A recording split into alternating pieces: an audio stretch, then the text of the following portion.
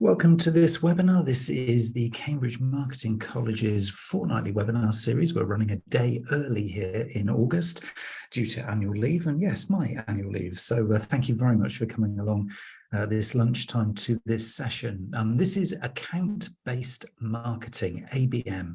Now, you may well have heard the phrase, you may well be using this, and hopefully as we go through this session, you are going to get some insights into what is actually, in theory, a very, very simple concept, but that very, very quickly becomes super complicated. So hopefully what I'm going to do is demystify some of the challenges and hopefully open up some of the opportunities for you to just get better at your marketing using the concept of ABM.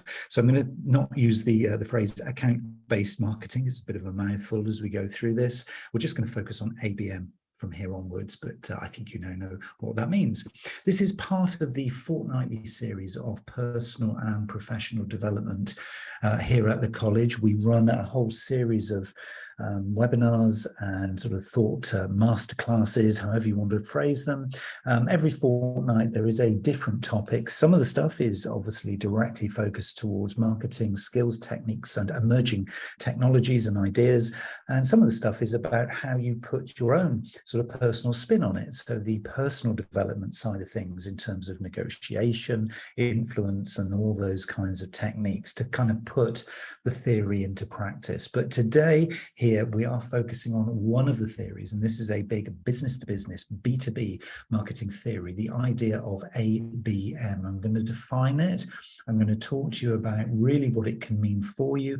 And as I say, some of the opportunities for, really, I guess, sort of pulling back all of the chaos and real complexities and challenges and really keeping it simple, because this is one of the really key things about ABM, is that if you keep it simple, there are some huge benefits to be had within this mix. So let's begin. So what actually is account-based marketing, ABM? So ABM, also known as key account marketing, is a strategic approach to business marketing based on account awareness, in which an organization considers and communicates with individual prospects or customer accounts as markets of one. Right. That's a big, long sentence there. So what are we actually saying here? Well, what we're doing is we are treating a customer, and we're looking at a business customer here. So an organization, a company, a business, could be a very, very large one. And we're treating that as a marketplace. So we're actually thinking about a customer or an account as a market sector, a marketplace in itself. In other words, we're considering that it's got kind of customers and sub-customers. We're thinking it's got probably other stakeholders, maybe other influencers within that business. And what we're going to do is we're going to create a model, a framework, and an understanding of that business so that we can market to it as though it is a market sector. So that, in essence, is what ABM is. It really doesn't get any more complex than that, but it does. It gets a lot more complex than that. So I'm kind of saying it in this kind of duality, because once you start thinking of it conceptually, that ABM is about treating an individual customer or market, or business as a market, then you think, okay, I get that, it's simple. So I just apply all the marketing theories that I know to that customer. Yeah, job done. But then you stop and you think about it and you pause and you think, yeah, but hold on. What is the customer? Who is the customer? Is there such a thing as a customer? Because, one person or individual within this account or this company could be the end user of the product or service that I'm looking to market to them or to sell to them. And that might be a very, and probably is a very, very different individual to a buyer who is actually going to do the admin and the paperwork and make the final decision. Or it could be different to the budget holder. That could be a different person. And of course, if you think about that, well, actually, then it starts getting more complicated, because they're going to view who we are and what we do and the product or the service and the process in very different ways, because they're coming from different perspectives. And that is ABM. The appreciation that the account or the company or the business that you're marketing to has many different versions or perceives many different versions of you, your brand, your products, your services, and your marketing. and the sales approach that you have. And if you can get your head around that, of course, then the complexities all open up. And so then you're thinking, right, so we're not just talking about marketing in the singular. We're probably talking then, if we're treating this customer or this business as a market of one, we're probably looking at marketings. So an actual plural of marketing, because we're going to need to do different things for different people in that business. And there is the essence of ABM. So what I want to do in this session, and as always, if you have any questions, pop them into the chat, because we can obviously answer things or discuss things, or we can explore things if there's anything that either isn't making sense or that you disagree with the way I'm describing any of the things that we talk about. Use the chat facility to contact and connect, and hopefully at the end of this I'll be able to give a little bit of an insight, or if I can't answer the question, we can catch up afterwards and I can do a little bit more research and find out the answer for you. So there's a lot of opinions about the good, the bad, the difficult, the easy, the challenges, the opportunities of ABM. I particularly like, when I kind of do research into these sorts of topics, I particularly like looking to see what the vendors, so the organizations who actually provide software services or provide platforms or provide technologies into these kinds of spaces, what they think, because they generally have done a lot of research into this stuff. And Terminus, one organization who have done an awful lot of research into this to kind of position themselves in this marketplace, have a very, very clear set of kind of priorities, I guess, and sort of opinions here. And one thing I noticed that they've been talking about is that the average B2B buying committee, as they call it, so business to business buying committee within an organization, is made up generally of between 7 and 20 individuals. So suddenly our account, if we call them that, or our marketplace of one company, is made up of between 7 and 20 individuals on average. They've also reported that the sales cycle is growing longer as more and more decision makers, obviously this complexity of stakeholders, become involved, which is why single lead marketing, i.e. thinking I'm going to market to that company and I've got one version of this marketing, Terminus will say is not the most effective or fastest method to close a deal. And of course, therein lies the big benefit, or the big focus really of ABM, is that this is all about closure. This is all about getting to a point of conversion. We're not just doing marketing, ABM style marketing, to just make a noise, build a brand, just do stuff and just appear busy. We're doing this to support and work in collaboration with a sales team. So ABM really is an integration of sales activities and marketing activities. And of course, if you just view the fact that if we market to that business one flavor of what we do, well, how can you market to a business? No business I've ever encountered in my 35 years in marketing has ever replied to me, ever. How can a business reply? It's not a thing. It might be a legal entity, but it's not a human being that can respond. So why, oh why, do a lot of B2B marketers send stuff to info@businessx.com and expect a reply? Why would that happen? How could that happen? It's an organization, and the organization is made up of individuals, and this is the essence of ABM, treating the key individuals in there as stakeholders who can help you in this conversion target that you have. In other words, encouraging certain individuals to do certain things as part of this buying decision-making process. And so ABM itself, and this is the reason why a lot of B2B business-to-business companies are turning to ABM, because it is about placing multiple relevant and appropriate marketing messages in front of multiple and relevant and appropriate decision makers and influencers and budget holders, maybe even gatekeepers, that they value in terms of growing their business. Because it is about priorities, and I'll come on to priorities in a little while, because it isn't about just the scattergun approach of marketing that, oh, we've done some social media, so we're marketers. It's the opposite approach. Okay, this is all about diligence. It's all about laser-focused marketing approaches. It's all about targeting, and it's very, very heavily driven by data. And that'll be something else I want to talk to you about. Okay, so conceptually, it's quite simple. We're treating a business or a company as a marketplace in itself, and then we're figuring out who within inside these organizations can we actually market to, and then beginning to think about creating individual stories and propositions for each individual. So that's kind of where we're headed with this. And again, there's a lot of opinion on the starting point. Because if you start purely with sales, for example, your sales team, your sales force, or your salesperson, if you're in a small organization, is probably targeted based on revenue. And so their kind of ethos will be, okay, let's focus on ABM in the most profitable, the most highly revenue generating clients or customer accounts that we've got, because revenue is everything. But global head of ABM campaigns at HP has been known to say measuring everything on revenue is, in their opinion, doing a disservice to marketing, but also to the organization. Because when the relationship with revenue is not clear, it starts cutting into your budget, and ultimately in the long game, it's a lose-lose proposition.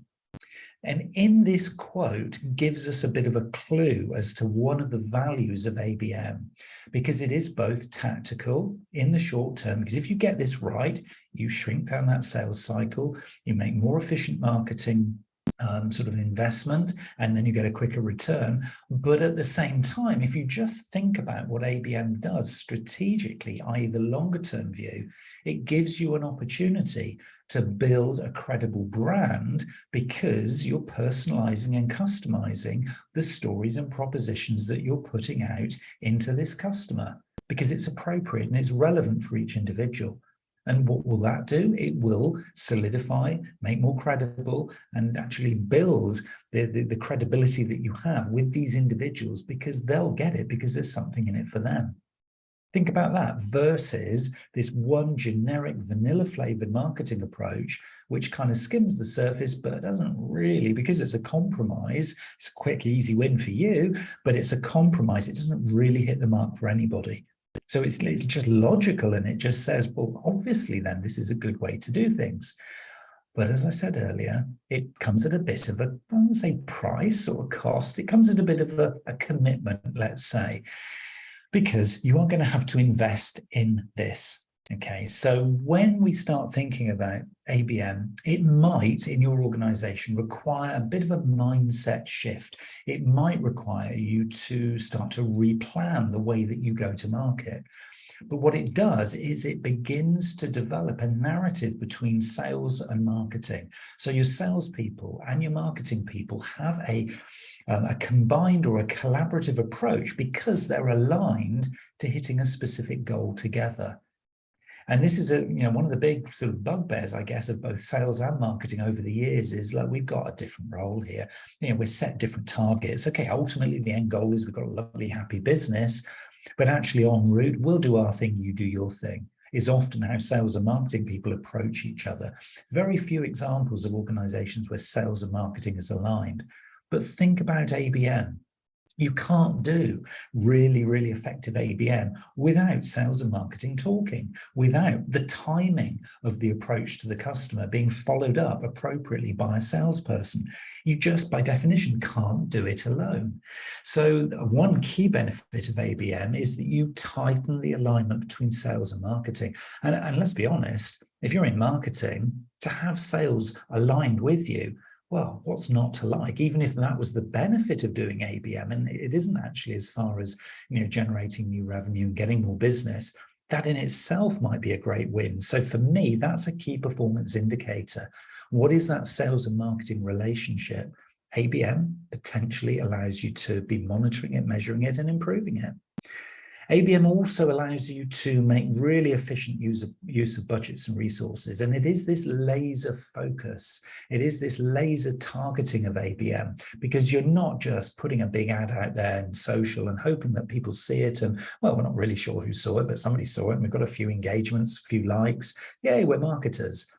That's not what this is about. This is about understanding who precisely at an individual human level are we targeting. A named individual that's got a title, they've got a life outside of work. Who is this individual?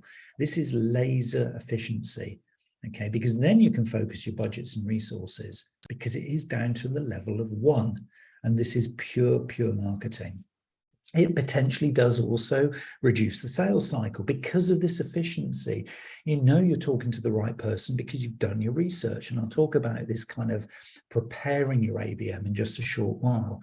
But sales cycles, which often in business-to-business environments and marketplaces can be many months, if not years in some markets, you can reduce these. So another KPI would be, what is the length of the lead time between initial contact and the actual conversion of a sale?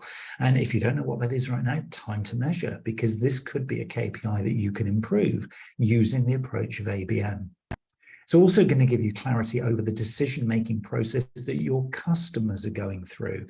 And I'm saying customers here because in this one business, this one account that you're targeting, they will have different perspectives over the decision-making process. And almost, if it's a big ticket customer, they could have different processes going on even within the same organization. So this will give you clarity, because to do ABM, you've got to be listening. You've got to be actively listening and watching those little subtle signs that give away clues as to actually what is going on in the decision-making process. Who's involved, at what point in the process, who do they also listen to? Who is influencing them? You know, how much responsibility and control do they have over their decision? Are they, serving somebody else's decision and they make it look like it's theirs, but it's not theirs? All those little nuances will come and become clear if you do pure ABM. And then ultimately, as you then turn your marketing and your sales approaches inwards towards them on their terms, see where we're going with this. This is very, very customer focused. Then by definition, it will improve the customer experience. So not only then do you have this, really sort of different flavored approach of marketing, which is complex and it will take you time, but just think about the response you're then going to get back, because Mr. or Mrs. or Ms. X at the end of this message is going to then be thinking, hold on a minute, that was really personalized to me. What a helpful organization. Now I'm curious. Now I want to hook in and find out a little bit more. Oh, and there's an approach for a Zoom call, or, oh, there's a phone call coming through. Yeah, I'm going to talk to you because you've really helped me. You get me. And so the improvement of customer experience, to the point of a phrase I always like to use, which is immersive experience. Immersive experience comes through in ABM more than it does, from my experience, in any other form of marketing approach. The immersive experience, because you're doing it on the terms of this particular client or customer, on their terms, from their perspective, really playing back the value that you're bringing in the world that they're seeing it in. This is where it really pays dividends. So you get benefit, but so do they. And so this is about sustainable marketing. So ABM is ultimately really sustainable, not in the carbon eco sustainability kind of use of the word, but sustainable in terms of business relationship.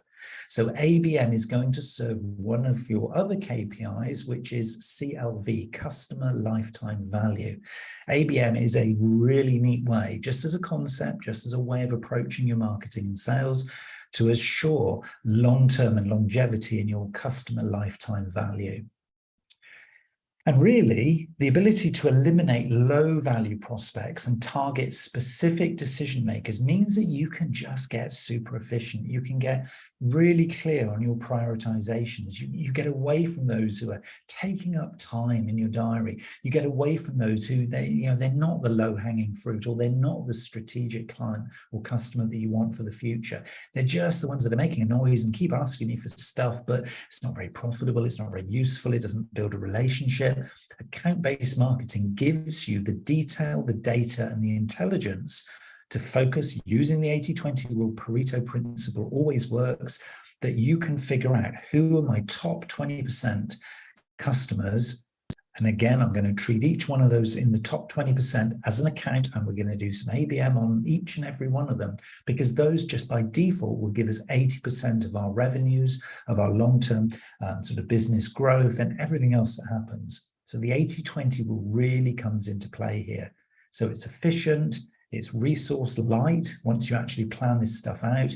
It's really fascinating because you get this intimate knowledge of the customer, but it's also just a great way of doing effective business. where there's a win-win for both sales and marketing, and it's just really, really commercially sensible to be doing stuff in this way. So let's begin to see the how you can do this, because hopefully by this point I've kind of sold the benefits of the concept of ABM. And if you're sat there thinking, well, we don't really have customers like that, the concept of ABM might still apply.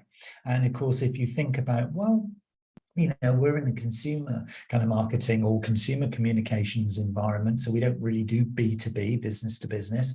The concepts of ABM can still apply. I mean, for example, if you're a retailer looking to sell or market to a family, for example, well, you could, if you wanted to, take the concepts of ABM and apply that to a family decision-making unit. So, you know, taking a typical kind of sort of family where there are parents, there are children, there might be sort of grandparents, there could be, you know, sort of others who are sort of influential on the outside of that kind of core, if you like. They could be treated with the ABM approach because they're all part of, there might be an ultimate decision maker, there might be an ultimate budget holder, but there's still a dynamic going on. So the concept can apply.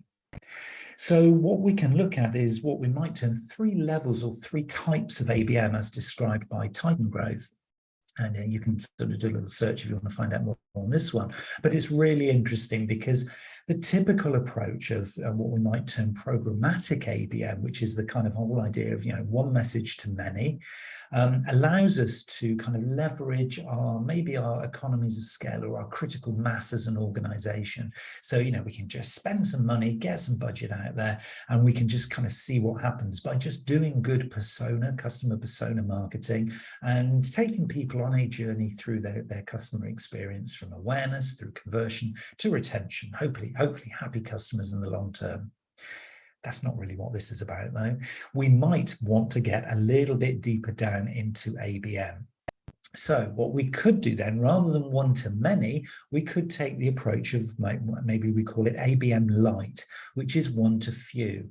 So we look at some of our, what we might term second tier accounts or second tier customers. So not the ones that are most highly prized and biggest, highest priority, but maybe some of the others, if you like. So the ones who, yeah, we communicate with quite a lot, but actually what we want to do is get a little bit closer to them. So we might decide for the ones that go into that pot, we're going to do an ABM light, which is that we're going to tailor some content to them because we know who they are. We might have some data and information in our customer relationship management, our CRM system, so we can kind of look in there and see if there are any little nuances, and then put some marketing and campaigns, initiatives, projects, and get sales to follow up, maybe with a phone call, probably not with a visit, because the visit we're going to save for our strategic ABM. And these are the top tier. This is the 20%, the really high prioritized, the high kind of top tier customers that we have. Because for these guys, we are going to do this one-to-one approach. Okay, so the one-to-many can be for the also-rans and everyone else. The ABM light is our kind of second tier customers. And then the ones who we're going to do strategic, proper, real ABM with, these are the ones we're going to go down to the level of one-to-one. And these are the ones that I'm going to talk about because they're really, really important in this whole process for the rest of this talk. Okay, so we're now going into this level of detail to really understand how we're going to do this stuff and how we're going to get this understanding and this knowledge to be able to serve these key accounts with ABM. But this is where it gets complicated. Okay, so ABM in lots of ways should be integrated with anything that you've got that holds customer data. So if you have some kind of CRM, or you have a marketing or management knowledge system, or you have some kind of data integration within your organization that holds and captures, manipulates and outputs customer intelligence or customer records, then you need to be using that at the very first point in this journey to understand what data have you got. And it's not so much about what data you've got, it's what data do I need to be able to serve unique, individualized, personalized, and customized marketing and sales approaches to each of these targets, each of these humans within this particular business. And then repeat for business 2 and repeat for business 3. And depending on how many businesses are in this top 20% of your priorities, this is where you need to start prioritizing. So it is about data. It's about understanding what do we already know about each account. And this isn't about those anecdotal, oh, well, all our customers do this, or all our customers last year said that. This is about really understanding what individuals have said, what actual named individuals, so human beings, these real customer personas have said or done or acted or bought, and when they did it and why they did it, and the feedback that they gave. All of these things will come to life from your CRM system and almost gives you a reason to have a CRM system. So at the heart of your ABM needs to be some form of data capture and some form of way that you can actually then constantly and continuously update that data as you learn more and more as each time you send something out to a named individual in a particular customer and then get some feedback or not. And if you don't get feedback, that's also a learning. So this is a continuous and iterative process where you're building the quality of your data as you go. So in many ways, ABM is all about the preparation work. Before you can even start thinking about launching and building your campaigns, you need to solidify one single point of view on how to do ABM and how to measure your success. And that's a quote from strategicabm.com, masters in the art of focus, diligence, intelligence, and manipulation of data. Because we need to be prioritizing here. So what I would recommend at this step in the process, now you understand that we're going to be focusing on one company, one organization, is to understand who is in this organization. Do the deep research. Find out what data you've already got about this organization. Who are the named individuals? What are their relationships with the others? Who are the influencers? Who are the stakeholders? Start to build this kind of framework of who's in there. Why are they in there? What are they doing? What part do they play in the decision-making process? And see if you can identify, based around some key criteria, see if you can identify who these individuals are. Now, if you already know this stuff, you can fast track through this part of the process, but I'm assuming that ABM might be quite new to you. So look for the champion. This particular person, the champion in this client, is going to be the driver of the project, or it's the person who came up with the tender opportunity or has identified that they need to buy something, and it just happens to be something that you have. Then think about the influencer or influencers. Can you find them? Who are those influencers in this whole process? Now, it could, if it's like an IT service or whatever, it could be some software that the champion has decided we need this in our business to do X, Y, or Z. Then probably a key influencer will be the IT team or person in the IT team, IT director, IT manager. But there could be others. There could be other influencers who will likely skew the conversation. They could be big sponsors and supporters, but they could also be dissenters. Either way, they are stakeholders. Okay, so what we're doing here is we're identifying who these stakeholders are. Now, they're almost certainly, if you're looking at a larger organization beyond the SME space, you're looking at who is the buyer, because there will be somebody here who is going to control the process, take over from the champion, and will actually drive the process through. Now, they may have the budget sign off, but that also could be somebody else. See what I mean when I say about it's getting complicated?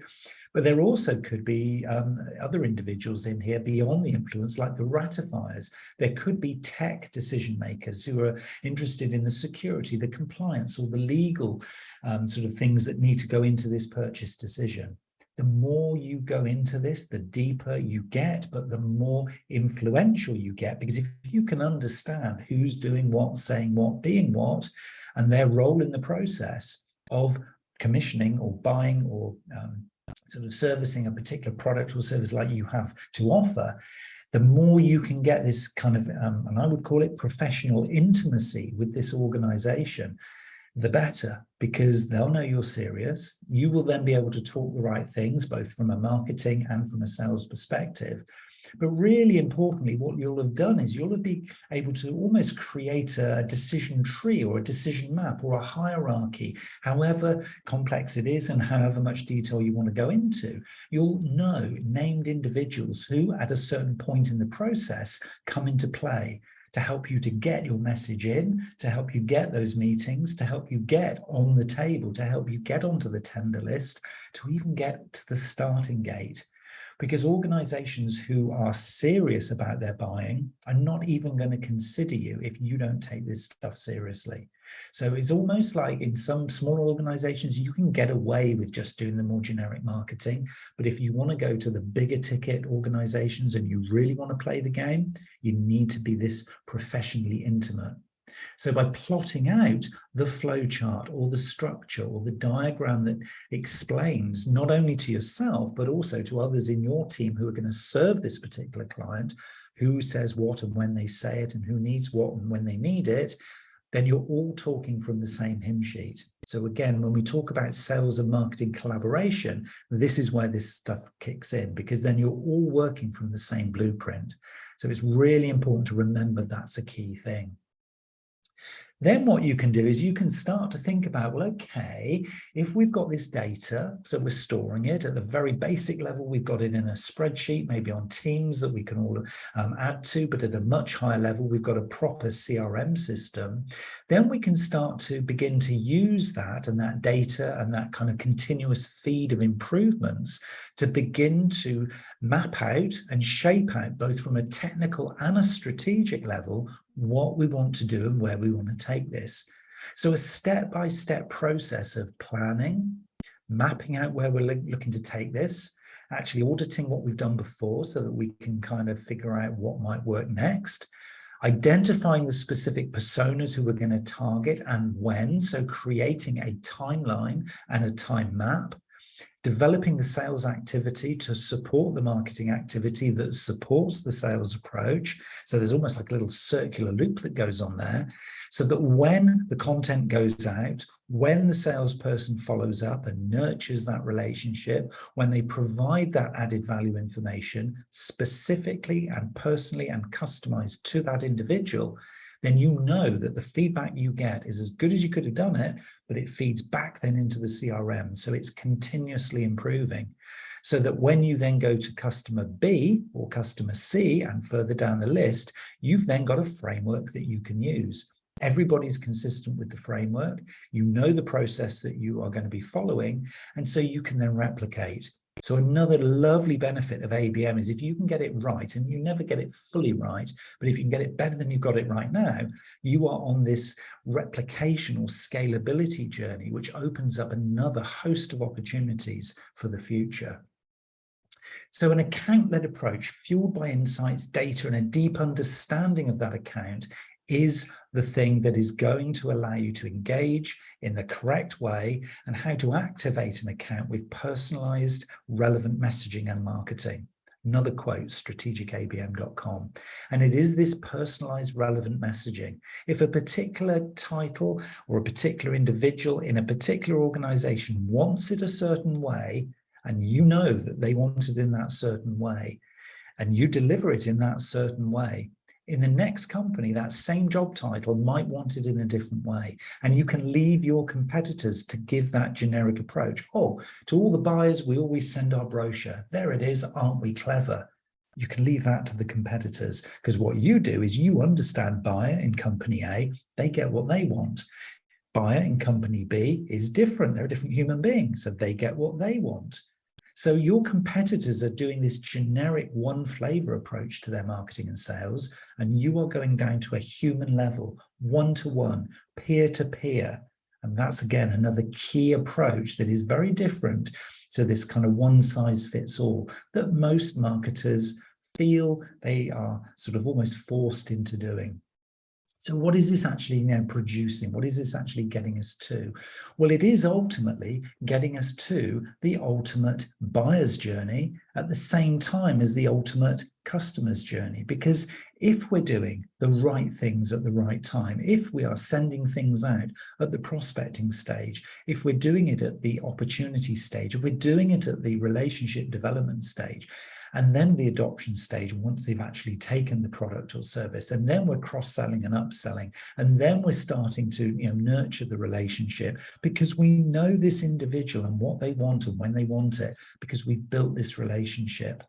Then what we're doing in lots of ways is we are providing this kind of always on, this always available, this always on my radar approach to our marketing our sales, and also just our commercial availability for the customer. And where does that lead us? Where would that kind of lead us in the future? Well, I mean, the phrase that I often hear when I see organizations who do this really well is into this world of trusted advisor. Now, what is not to like? If you're a salesperson and you're not perceived as, oh, there's that salesperson from company X, here they are again trying to sell me something, but you're perceived because of ABM and all that nurturing at each little step in this journey, you're perceived as a trusted advisor. You are instantly on that tender list. You are instantly the first person they call because you're a trusted advisor. So you've almost reinvented yourself. And again, if you think about yourself as a marketer to that same individual, what are you doing? Well, you're not just sending them, hey, we've got a new product or service, Mr. or Mrs. Customer, would you like to buy this?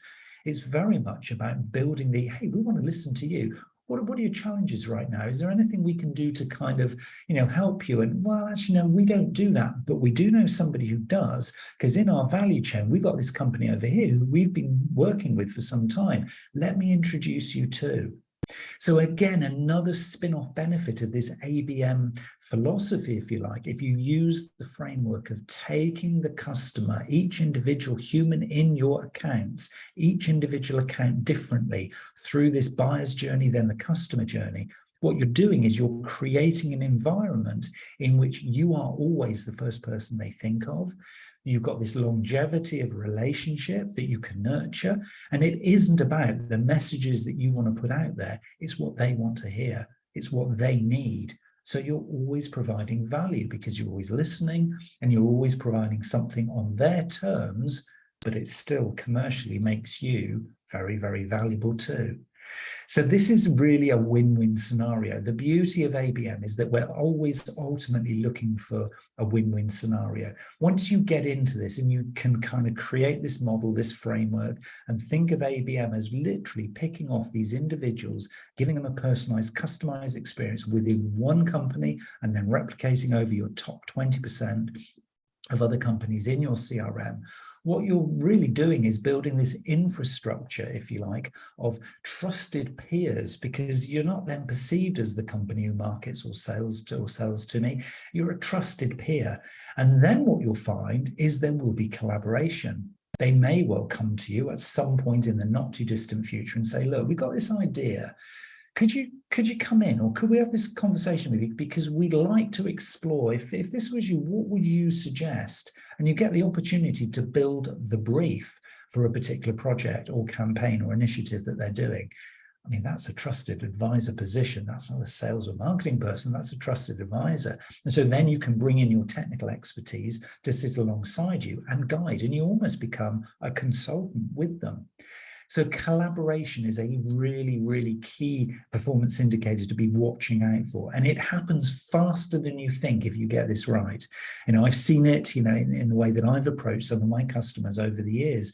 The fastest way of getting to that kind of level of professional intimacy is to be in that position. And then it's amazing you get, and I remember the first time this happened for me, get the opportunity to create the brief for the project. And of course, they know, and you know, that you're going to write it in such a way that it kind of allows you to then pitch for it too. And of course, the unwritten rule there is that that's actually what they were saying. And that's kind of between the lines what they were wanting you to do, because you're the trusted advisor.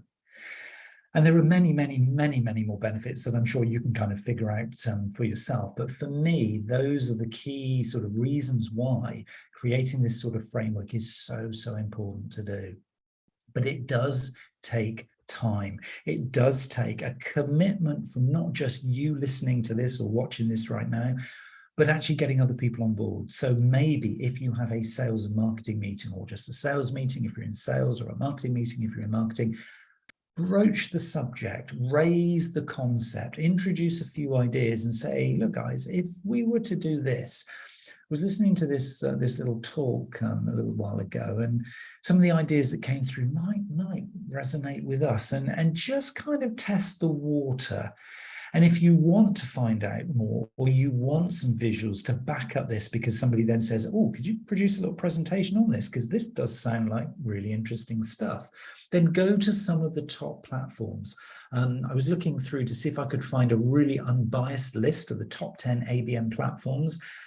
I don't think there's any such thing as an unbiased list. So I thought, well, let's go for one of the big guys and see what they see. So I went for the HubSpot list. And of course, HubSpot, as you'd expect, put HubSpot at the top. So there's probably your first starting point. But there are many, many others. And I'm not incentivized to tell you this list, but the list will include people like obviously HubSpot, but Terminus, Demand-Based, Rollworks, Tribalio.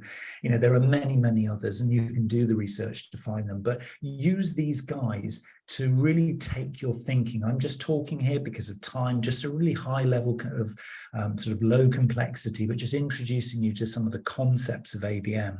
But if this stuff resonates and you think, this level of personalization and intimacy and understanding of our customers, there's something in this for us, then go look at these guys and actually get it literally from the horse's mouth, because these guys have got great introductory videos. They've got really good tutorials as to, taking things to the next level. And because they're platforms, they could be a platform or a core or a hub that you use to kind of begin to set this thing up. And a lot of these are they're kind of able to take in feeds from your existing customer relationship management system, which is obviously really important as well.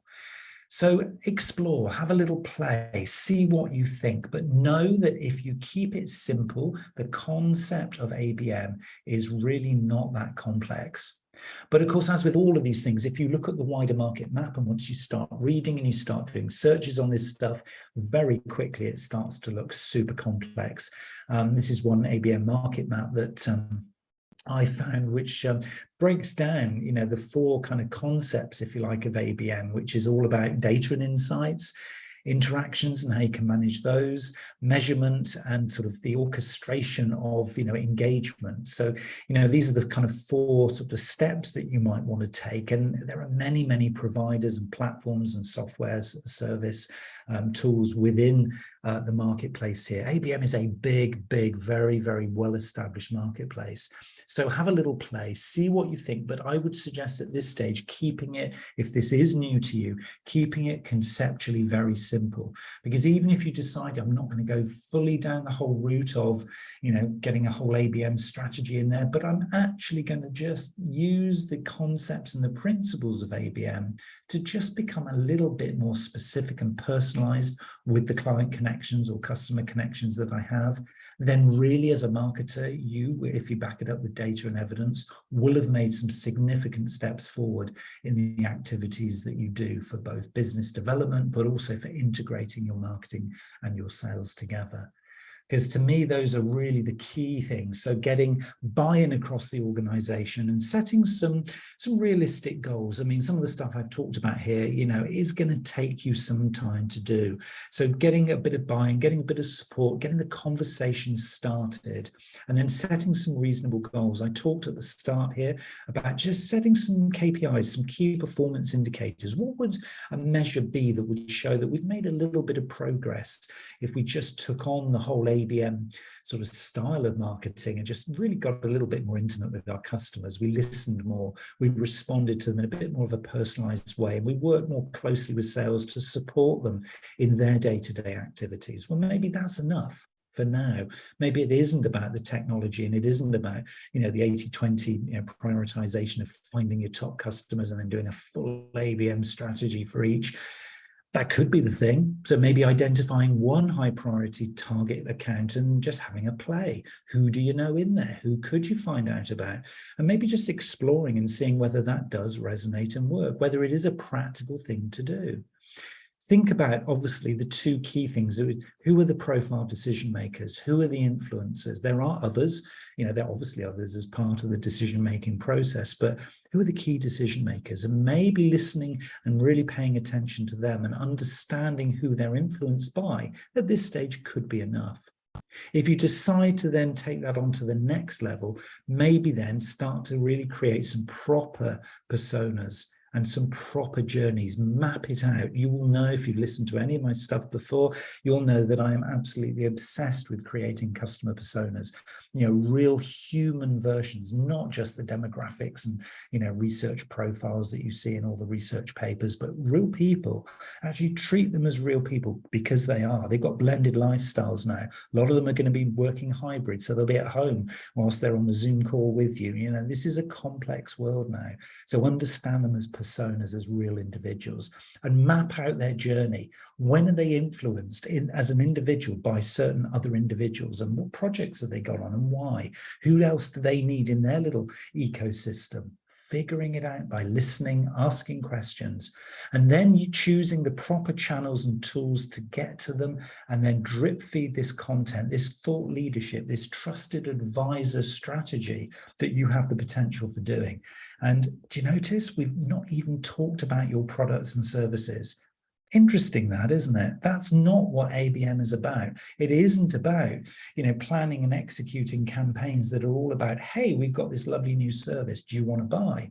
That's at the end of the process. It almost doesn't matter what you want to sell, because if you can get the level of professional intimacy that I'm talking about, you should, in theory, be able to sell anything. Really, genuinely, you should be able to sell anything. And again, that could be a KPI. Did we get a conversation that was over and beyond what we would normally be perceived as doing? Because ABM opens up that opportunity for you. And of course, ultimately, measuring, analyzing, and optimizing. I've said this about 3 or 4 times as we've gone through this. One of the key things here is to be constantly and forensically watching what happens. So as you have that conversation, or as Bob in the sales team or Jane on customer service grabs these particular little sort of nuggets of information, feeding that back into your ABM strategy, putting that data and intelligence back into the CRM is critical. So this is a continuous learning exercise. You can't expect to do this once. So that's why I said right at the start is like, you've got to get some buy-in here. So start simple, keep it really, really top line. Just work with the principles of ABM that we've talked about in terms of that intimacy and personalization, and see by listening and watching and analyzing and optimizing and turning the information that you gain into the intelligence that supports great decision making. And that would be a way, definitely, that you could actually enhance your marketing and your customer experiences going forward.